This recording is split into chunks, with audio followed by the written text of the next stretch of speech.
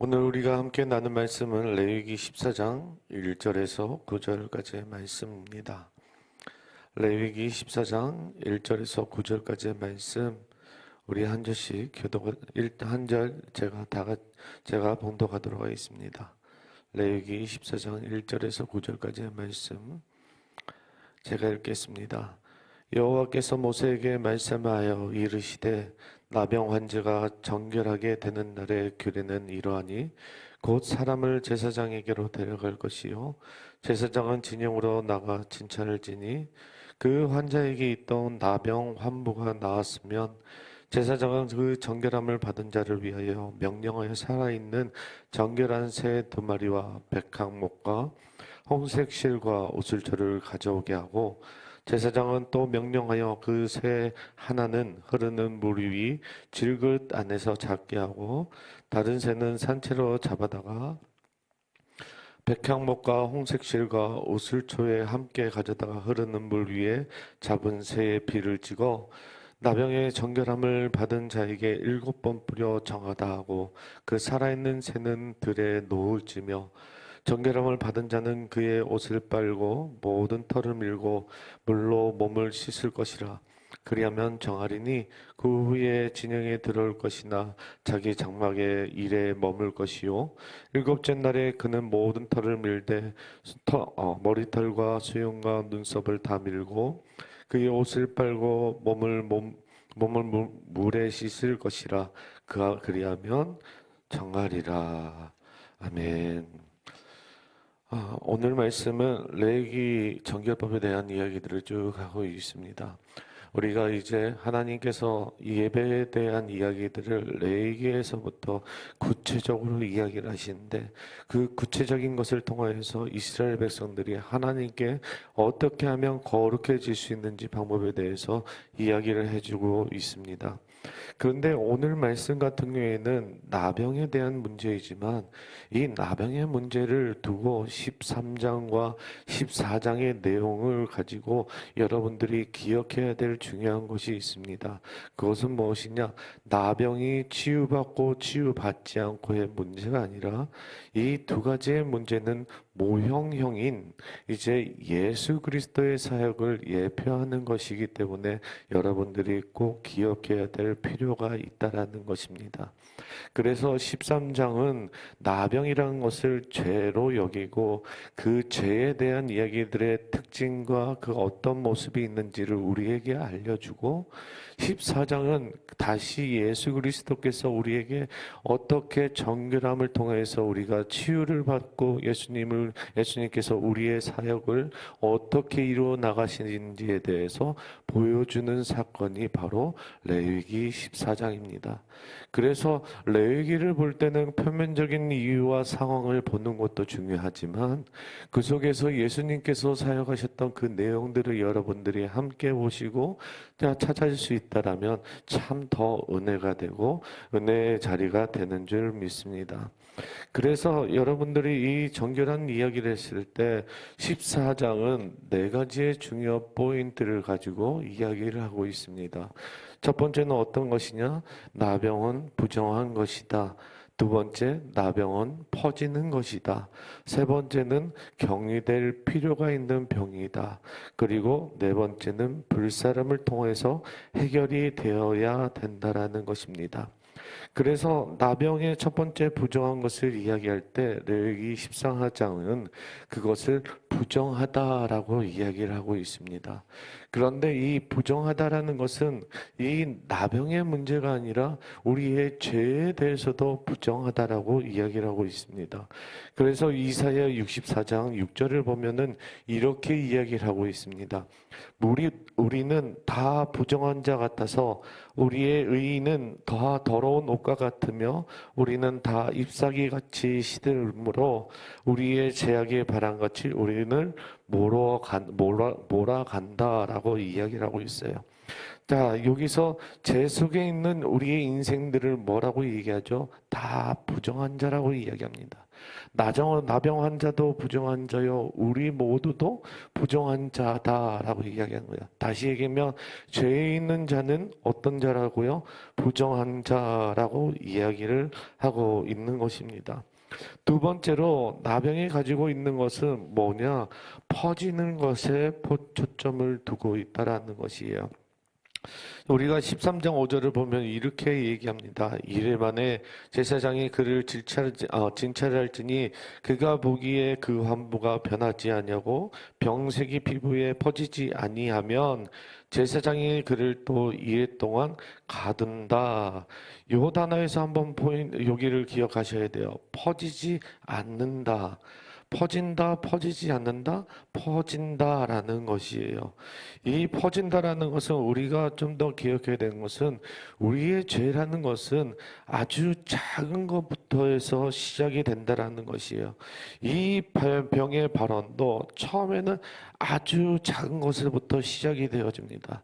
그래서 그 몸에 있는 작은 것에 있는지 없는지 그것을 확인하기 위해서 제사장은 그것을 꼼꼼하게 확인을 하는 것이에요. 죄 역시도 그렇습니다. 그 죄의 출발은 너무나 작은 것이기 때문에 우리가 인식하고 우리가 알아차릴 수 없을 정도로 작은 것일 수도 있습니다.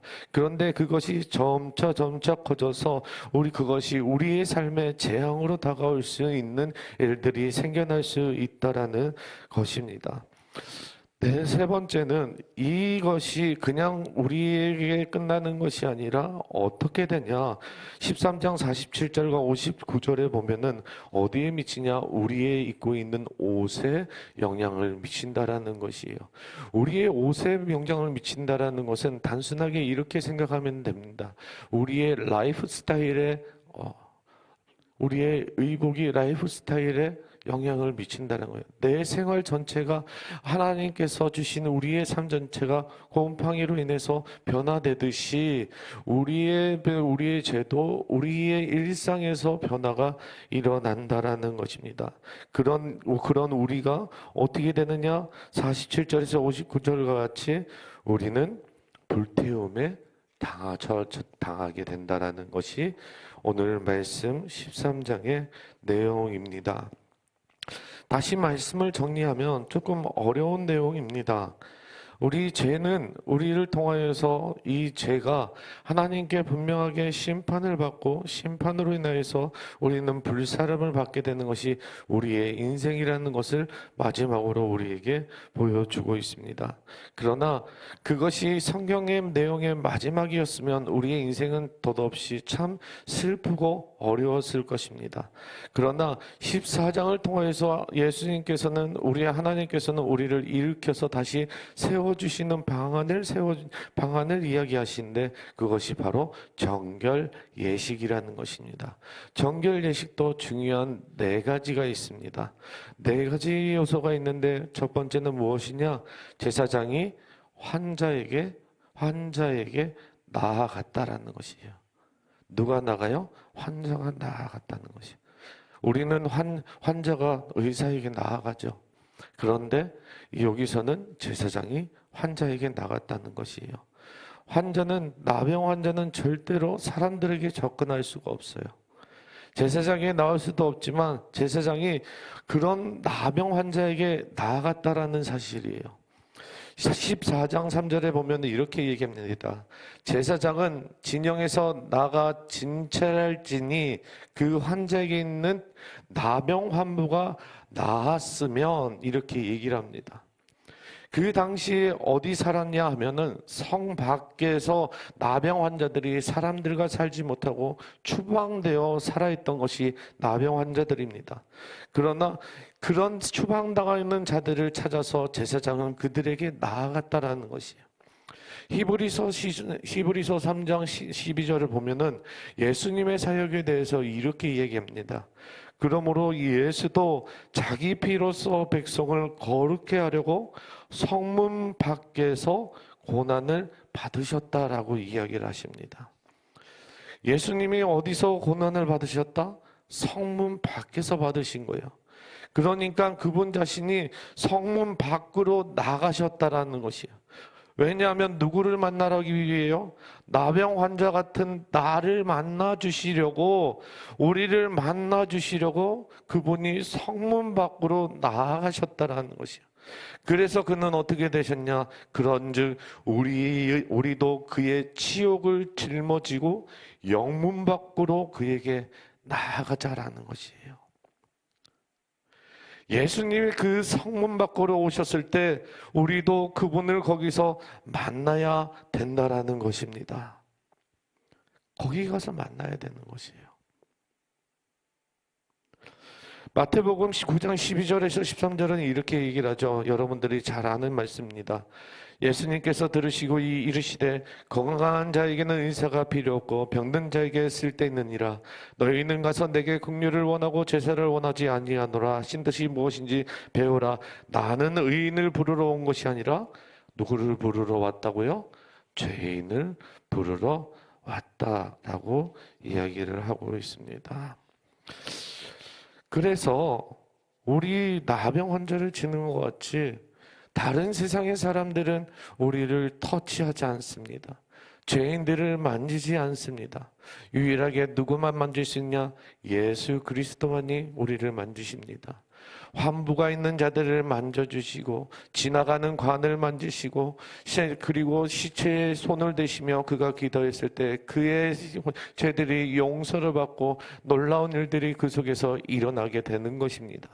그래서 이 주님의 터치, 그 터치로 인해서 구원자이신 예수님을 만나게 되고 우리는 그로 인하여 진정한 회복의 일들이 일어나게 되는 줄 믿습니다.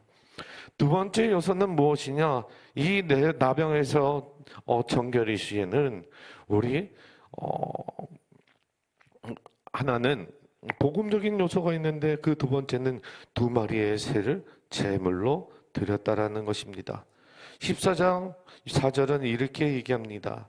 제사장은 사람들을 시켜서 그 환자를 정하게 하는데 살아있는 정한 두세 마리의 백항목과 홍색 실 털 한 뭉치와 우슬초 한 포기를 가져오게 됩니다. 그리고 그 새를 어떻게 하냐면 한 마리는 죽이게 되고 한 마리는 살리게 됩니다. 그래서 6절에 보면은 어떻게 되어 있냐? 그 한 마리의 피를 짜서 다른 새를 찍혀서 다시 날려보내게 되는 것입니다. 이 두세 새를 통해서 무엇을 일어났냐? 주님의 속죄가 일어나는 것을 예표하고 있다는 것이에요. 예표하고 있다는 것이요. 하나의 죽은 새, 하나의 살아있는 새. 이 구약의 사건을 알고 있는 사람들이 신약에서 예수 그리스도의 사건을 이해하기 훨씬 쉬웠을 것입니다. 그래서 예수님의 복음은 그리스도의 사건이 복음일 수 있었던 것은 그분이 우리의 죄를 위하여 죽으셨을 뿐만 아니라 그는 또 어떻게 하신 분이요? 사신 분이라는 것을 기억하는 저와 여러분 되시기를 소망합니다. 그의 죽으심이 피 흘림이 죄사함의 근거가 되었다면 그의 부활은 우리로 새 생명 가운데서 우리가 살도록 그리고 하나님의 의 가운데 살도록 그분이 부활하셨다는 사실을 볼 수 있다라는 것입니다. 그래서 우리는 죄 가운데서 용서를 받고 죄 가운데서 속죄를 얻었다라는 것은 새로운 생명 가운데 살게 되었다라는 것을 기억하시길 바랍니다. 세 번째 요소부터 우리가 좀 기억하면서 우리가 생활했으면 좋겠습니다. 하나님께서 우리를 만나 주시고 그리고 우리로 정결케 하시고 속죄함을 얻게 하셨습니다. 그런데 우리는 거기서 머물러서는 되지 않습니다. 그 다음 단계가 있습니다. 그것은 무엇이냐? 복음의 세 번째 요소가 있는데 그럼에도 불구하고 스스로 씻어야만 했다라는 것이에요. 뭐라고요? 스스로 씻어야만 됐다라는 것입니다. 나병 환자들이 정말 정결함으로 선포받고 새 삶을 살아갑니다. 선포하고 새 삶을 살아가는데 스스로 씻을 줄 알아야 돼요. 그래서 그 기간을 주신데 7일 동안 그가 정결 의식을 치른 다음에 마지막 날에 그의 모든 털과 그의 남아있는 모든 것을 밀어버리고 새로운 인생을 살아가도록 그를 정결하게 했다라는 것입니다. 그런데 다른 사람이 와서 그를 씻겨주거나 어떤 것을 한 것이 아니라 자기 스스로 자기가 씻겨 나갔다는 것이에요. 이것이 우리 삶에서 참으로 중요한 것입니다. 우리가 예수님을 믿고 나서 예수님께서 우리의 삶에 들어오셔서 만져주시고 터치해 주셔서 우리를 건져 올라오셔서 우리를 구원의 감격에 빠지게 하셨지만 우리의 삶은 아직도 우리 스스로로 씻겨낼 수 있는 능력이 없다라는 것이에요. 말씀을 바라보면서 그 말씀이 우리 삶에서 진정으로 씻겨져 나가야 되고, 우리의 찬양을 부를 때마다 우리의 더러운 입술들이 씻겨 나가서 하나님의 마음을 알고 하나님의 뜻을 알고 하나님의 것들을 고백하고 선포하는 것들이 있어야 된다라는 것이에요. 그래야지만이 우리의 몸이 진정으로 우리 이 땅에 살아가서 이제 정결 예식과 우리 세상에 돌아갔을 때 우리는 정결함으로 살아갈 수 있는 인생이 될 수 있다라는 것입니다. 그때 우리의 인생은 어떻게 되느냐? 진정한 삶에서의 회복이 될 수 있다라는 것이에요. 이 예식이 끝나게 되면 누구에게로 돌아가냐? 바로 가족들에게 돌아갑니다. 내가 만나고 싶었던 가족들을 만나게 돼요. 내가 하고 싶었던 것을 할 수 있게 됩니다. 그리고 내가 진정으로 하나님께 예배드릴 수 있는 자격이 주어집니다. 그리고 내가 이곳에 나와서 눈물 흘리며 예배드릴 수 있는 그 자격을 얻을 수 있게 된다라는 것입니다. 네 번째는 어떤 것이 있느냐? 바로 그 선언과 함께 제사장의 특이한 의식이 있습니다. 어떤 의식이냐? 바로 네 가지의 레위기 초반에 있는 네 가지의 제사를 함께 드립니다. 그 한 가지를 빼고 드리는데 그것은 무엇이냐? 화목제를 뺀 나머지 속번제, 소제, 번제, 속제제 네 가지를 한 번에 드리게 됩니다. 정말 흥미로운 것은 무엇이냐? 14절입니다. 14절에 속건 제물의 피를 취해서 정결함을 받은 자의 오른쪽 깃뿌리와 오른쪽 엄지발가락, 오른쪽 엄지 그리고 발가락에 비해 이렇게 발라주는 것을 보게 됩니다. 오른쪽은 대표성을 띠죠. 왼쪽을 무시해서 가는 것이 아니라 우리가 오른쪽을 많이 봤기 때문에 그렇습니다. 그런데 이곳에 보면서 저는 느낀 것이 있습니다. 무엇이냐? 우리가 오른쪽 귀에 먼저 발라준다라는 것은 우리가 먼저 듣는 것에 있어서 우리가 정결해야 된다라는 것이에요. 우리의 엄지손가락에 한 것은 우리의 손가락으로 행해지는 모든 것이 정결해야 된다라는 것이에요. 우리의 발걸음이 우리가 정결한 것으로 행해질 줄 알아야 된다라는 것이에요. 이 세 가지가 우리의 삶 속에서 일어나야지만이 진정으로 하나님께서 이루어주시는 이 네 가지 요소들이 우리 삶 속에서 진정한 그리스도인으로 살아갈 수 있게 된다라는 것입니다. 예전에 제가 말씀을 드렸을 것 같습니다. 저는 그렇게 착한 아이가 아니었습니다. 말씀을 드렸지만 착한 아이가 아니었습니다. 저희 어머니가 저 때문에 많은 눈물을 흘렸습니다. 제 동생은 모범생이었어요. 90도로 밥을 먹을 정도로 정말 모범생이었습니다. 제 동생은 서울대를 나왔고요. 고등학교도 정말 좋은 데를 나왔습니다. 저는 그렇지 못했던 것 같아요. 공부를 어느 정도 했었는데 나중에 이제 전학을 다니다 보니까 친구들이 매번 바뀌는 상황에서 이제 늘 해야 될 것이 싸움이었던 것 같습니다. 이제 사고를 치고 이리저리 돌아다니다 보니 어머니 마음속에는 늘 근심이었고 쟤는 아픈 가시와 같았습니다. 그러면은 저희 어머님은 항상 저희 새벽을 예배를 갔다면 제 이마에 대고 손을 얹고 저를 위해서 늘 기도를 해주셨습니다. 그럼 저는 자다가 뭐가 뚝뚝 떨어지면은 깜짝 놀라서 깹니다. 보면은 저희 어머님의 눈물이었던 거예요. 하루 이틀이 아니었어요. 이 아들을 생각하는 마음에 눈물을 흘리는 마음에 그 마음을 담아서 우리 아들만큼은 주님 바르게 가게 하여 주시옵소서. 정결케 하여 주시고 거룩하게 하여 주셔서 하나님이 사용하는 일꾼으로 사용해 주시옵소서. 그 기도가 너무 셌나요? 지금 목회자가 됐습니다. 참 안타까운 일이에요.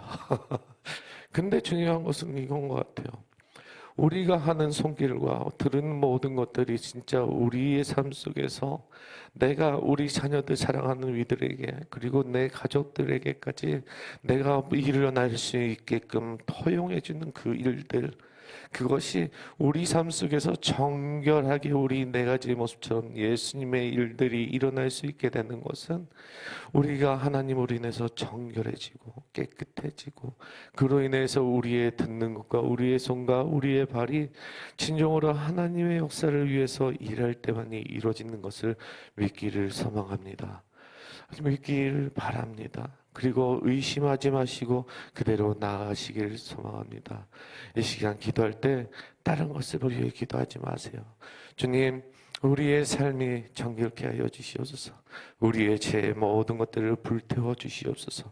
주님, 나를 용서하시고 내가 주님의 뜻대로 살아가오니 주님, 내 일평생이 주님의 말씀에 비추어서 내가 말씀에 비추어 내가 하루하루를 씻고 내가 주의 길을 가오니 주님, 나를 사용하여 주시옵소서. 우리의 가정을 사용하여 주시옵소서. 나를 이 목장에서 사용하여 주시고 내 사업장에서 사용하여 주시옵소서라고 다 같이 주여 한번 외치면서 주님께 나가도록 하겠습니다. 주여